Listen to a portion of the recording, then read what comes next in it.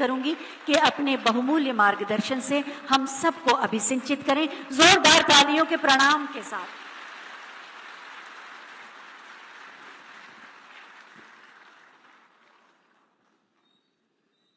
भारत में पशुधन के विकास से संबंधित इस महत्वपूर्ण कार्यशाला के उद्घाटन कार्यक्रम में प्रदेश की राजधानी लखनऊ में आयोजित इस समारोह में केंद्रीय मत्स्य पालन, पशुपालन और डेयरी मंत्रालय, पशुपालन एवं डेयरी विभाग, भारत सरकार के माननीय मंत्री श्री राजीव रंजन सिंह और ललन सिंह जी, उत्तर प्रदेश सरकार में मंत्रिमंडल के मेरे सहयोगी पशुधन मंत्री श्री धर्मपाल सिंह जी, माननीय मंत्री अरुणाचल प्रदेश श्री ग्रेवियल डी बाउक्सा, उत्तर प्रदेश सरकार के मुख्य सचिव श्री मनोज कुमार सिंह जी, सचिव पशुपालन भारत सरकार श्रीमती अलका उपाध्याय जी, अपर सचिव पशुपालन भारत सरकार सुश्री वर्षा जोशी जी, आयुक्त पशुपालन भारत सरकार डॉक्टर अभिजीत मित्रा जी, प्रमुख सचिव पशुधन उत्तर प्रदेश शासन श्री अमित कुमार घोष जी,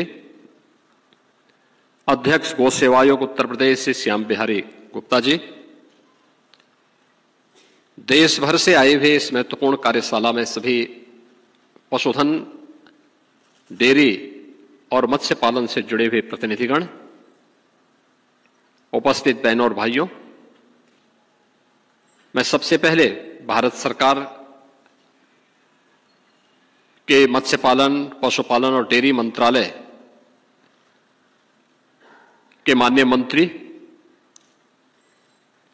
श्री राजीव रंजन सिंह जी का और उनकी पूरी टीम का हृदय से आभार व्यक्त करता हूं कि उन्होंने इतनी महत्वपूर्ण कार्यशाला के लिए उत्तर प्रदेश को चुना है और आज यहां पर यह कार्यशाला विभिन्न मुद्दों को लेकर के पशुधन के क्षेत्र में, मत्स्य पालन के क्षेत्र में और डेयरी के क्षेत्र में अन्नदाता किसानों की आमदनी को बढ़ाने के लिए क्या कुछ हो सकता है, तकनीक का उपयोग करते हुए हम उसके जीवन में कैसे समृद्धि का मार्ग प्रशस्त कर सकते हैं, जो प्रधानमंत्री मोदी जी के विकसित भारत और आत्मनिर्भर भारत के सपने को साकार कर सके। इस महत्वपूर्ण कार्यशाला के लिए मैं हृदय से आभार व्यक्त करता हूं। मैं इस अवसर पर आप सभी का हृदय से स्वागत भी करता हूं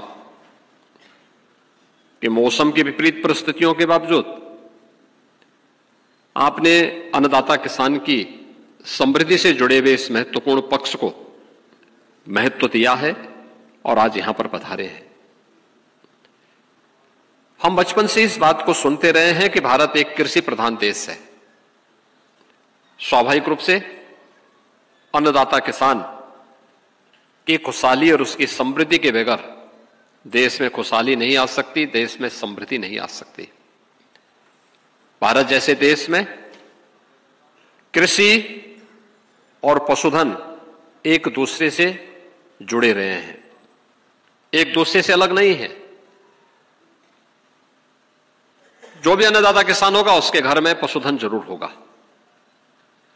और जो पशुपालक है वह खेती बाड़ी के साथ भी अवश्य जुड़ा होगा।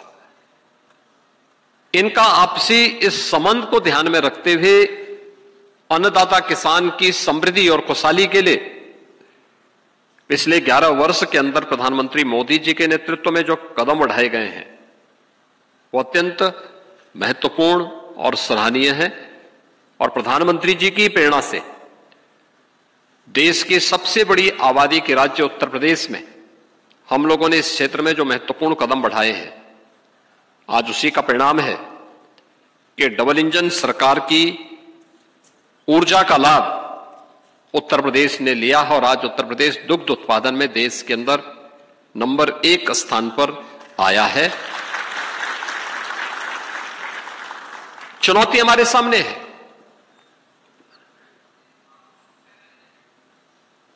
एफएमडी का, फुट एंड माउथ डिजीज के बारे में, जिसको आप खुरपका मुंहपका की बीमारी कहते हैं, इसके वैक्सीनेशन के कार्यक्रम प्रारंभ हुए, बीच में उसको फिर रोका गया। और मैं धन्यवाद दूंगा माननीय केंद्रीय मंत्री श्री राजीव रंजन सिंह जी को कि उन्होंने सैचुरेशन के लक्ष्य को प्राप्त करने के लिए आज अपना आश्वासन यहां पर हमें फिर से दिया है। और हम इस बात के लिए आश्वस्त करेंगे कि अपने पशुधन को हम पूरी तरीके से एफएमडी मुक्त बना करके यहां के पशुपालकों के जीवन में खुशहाली लाने में पूरा योगदान देंगे। उत्तर प्रदेश ने इस दिशा में जो प्रयास प्रारंभ किए हैं, हमारे मंत्री जी ने अपने विस्तृत वक्तव्य में उन सब बातों का उल्लेख भी किया, और उसके बारे में हम क्या क्या कार्यक्रम बना रहे हैं। लेकिन मेरा एक आग्रह होगा कि इस पे जरूर विचार करने की आवश्यकता है कि पशुधन का संबंध वहां के जो क्लाइमेटिक जोन है उस पर भी उस पर असर पड़ता है। उसके पालन, उसके रखरखाव और उसकी नस्ल, उस पर भी पड़ता है। अगर हम उस पर भी ध्यान दें, जैसे यहां पर मैं उत्तर प्रदेश की बात करता हूं, आप अलग अलग क्षेत्रों में जाएंगे, अलग अलग प्रकार का गोधन यानी गोवंश का पशु वहां पर आपको देखने को मिलेगा। जिन्होंने प्रयास किए, स्थानीय स्तर पर प्रयास किए उनकी नस्ल को सुधारने के लिए, वे देसी पद्धतियां थी, उन्होंने उसकी अच्छी नस्ल को भी आगे बढ़ाने में सफलता प्राप्त की। जो लोग उस दिशा में प्रयास नहीं कर पाए, वहां पर पशुधन काफी पिछड़ा हुआ था। और आज के समय में बहुत सारी ऐसी स्थानीय नस्लें हैं जो लुप्त प्राय की ओर हैं।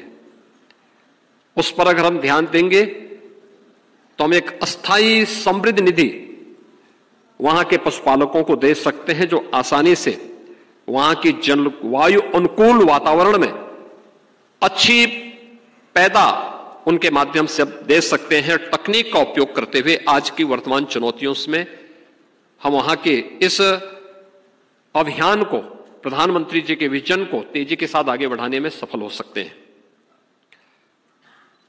मैं धन्यवाद दूंगा भारत सरकार को इस बात के लिए भी कि उन्होंने उत्तर प्रदेश में मिल्क प्रोड्यूसर को प्रोत्साहित करने के लिए जिस बड़े अभियान को आगे बढ़ाया है। आज प्रदेश के अंदर 5 ऐसे मिल्क प्रोड्यूसर उत्तर प्रदेश में कार्यरत हैं, जिसमें झांसी से प्रारंभ हुआ बलेनी मिल्क प्रोड्यूसर, और वहां से प्रक्रिया प्रारंभ हुई। अब आगरा,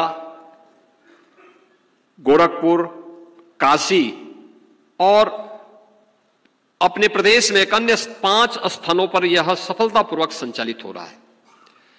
लाखों महिलाएं इस कार्यक्रम के साथ जुड़ी हुई हैं, जो दुग्ध समितियों के माध्यम से दुग्ध का कलेक्शन करती हैं, आत्मनिर्भरता के लक्ष्य को ही प्राप्त करती हैं और पशुपालन के क्षेत्र में पशुधन की अच्छी नस्ल हो इसके बारे में भी चिंता करती हैं।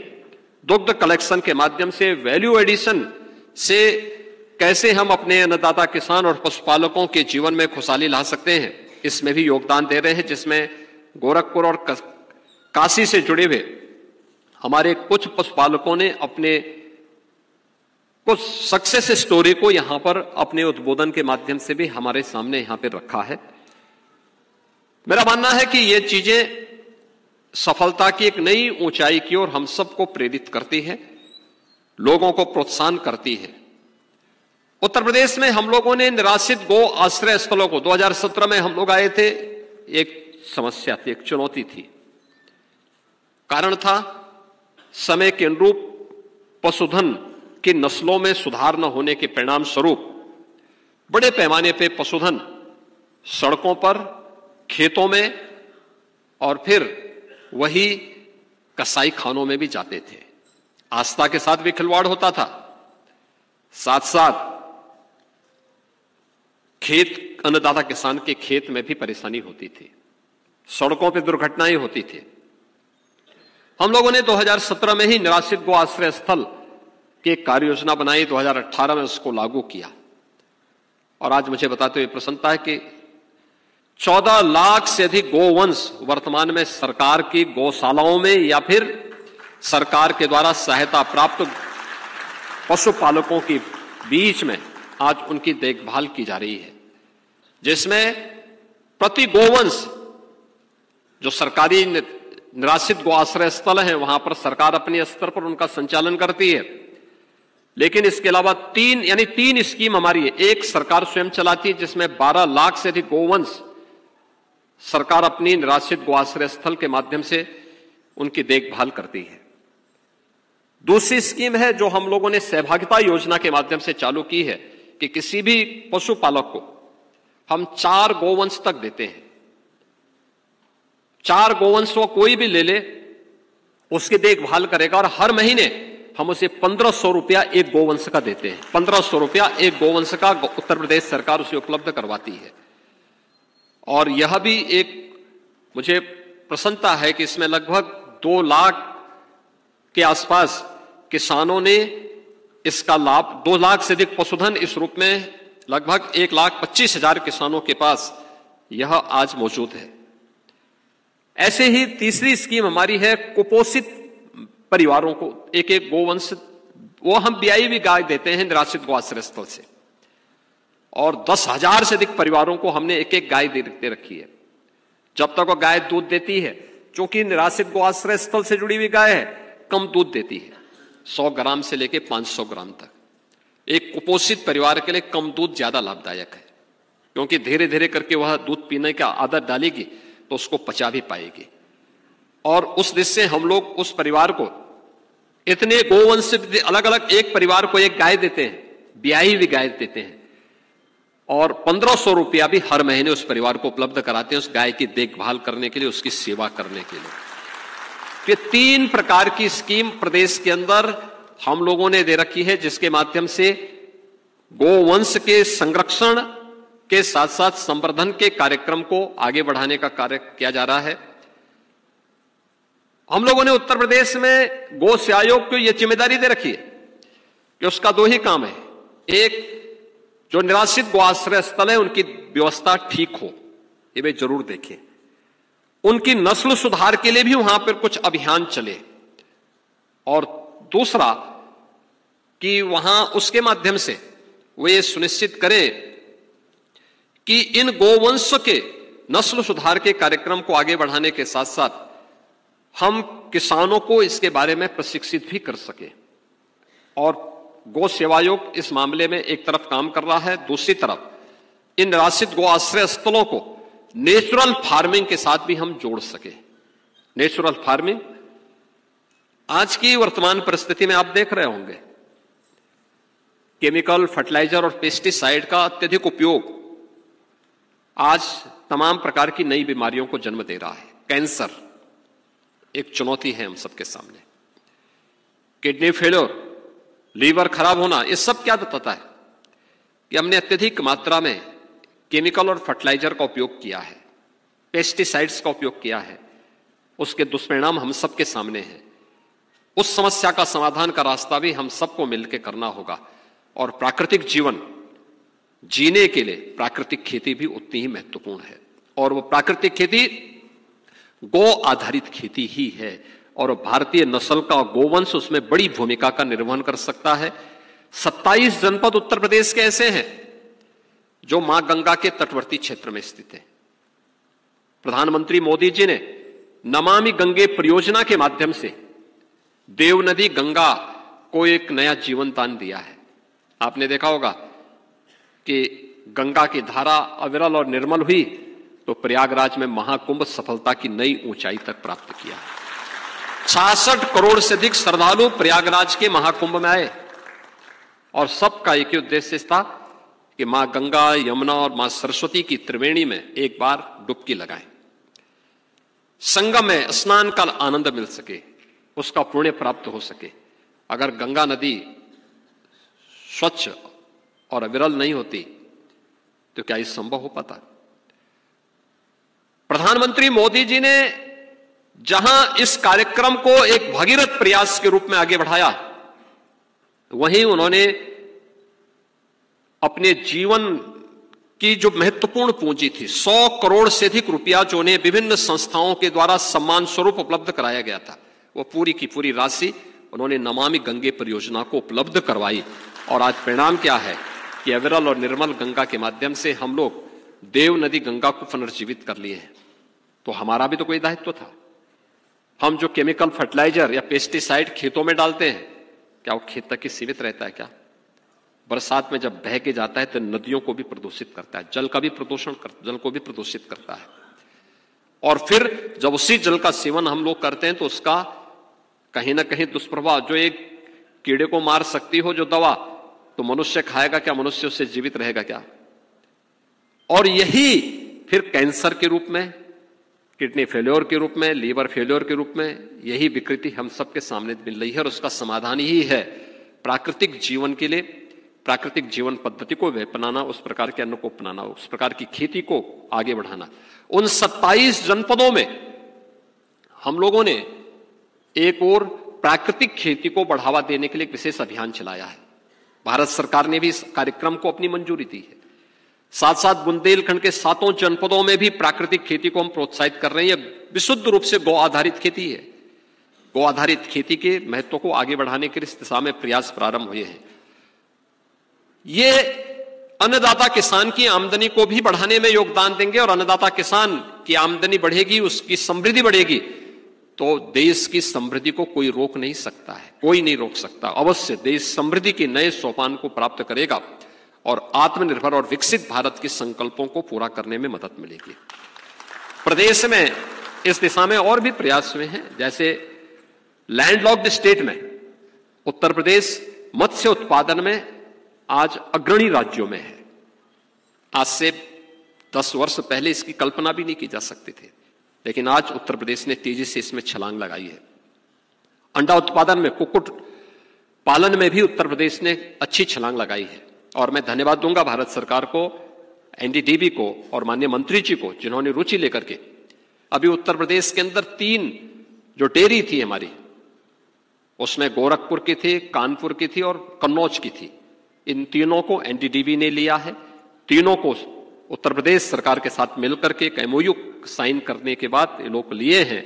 और अंबेडकर नगर का चारा उत्पादन का केंद्र को भी हम लोगों ने एनडीडीबी को दिया है। उसके माध्यम से यहां के पशुपालकों को अच्छा चारा उपलब्ध करवाने में वे मदद करेंगे। आज के इस अवसर पर ये दिन भर की चलने वाली जो कार्यशाला है, ये इस सेक्टर की, जो सचमुच अन्नदाता किसान की, जो हमारे पशुपालकों की, मत्स्य पालकों की और इस फील्ड से जुड़े हुए अन्य जो भी स्टेक होल्डर्स हैं, उनके अनुभव का लाभ भी, और जो इस फील्ड में काम करना चाहते हैं, अपनी आजीविका को इसके माध्यम से आगे बढ़ाना चाहते हैं, उनके लिए कार्यशाला अत्यंत उपयोगी सिद्ध होगी। इस विश्वास के साथ मैं आज के इस अवसर पर एक बार फिर से माननीय केंद्रीय मंत्री श्री राजीव रंजन सिंह जी का, उनकी पूरी टीम का हृदय से स्वागत करता हूं। आप सबका भी मैं इस कार्यशाला में उपस्थित होने के लिए हृदय से स्वागत करता हूं। धन्यवाद। जय हिंद। बहुत बहुत धन्यवाद माननीय, आपके बहुमूल्य और प्रेरणादायी उद्बोधन के लिए। और अब अंत में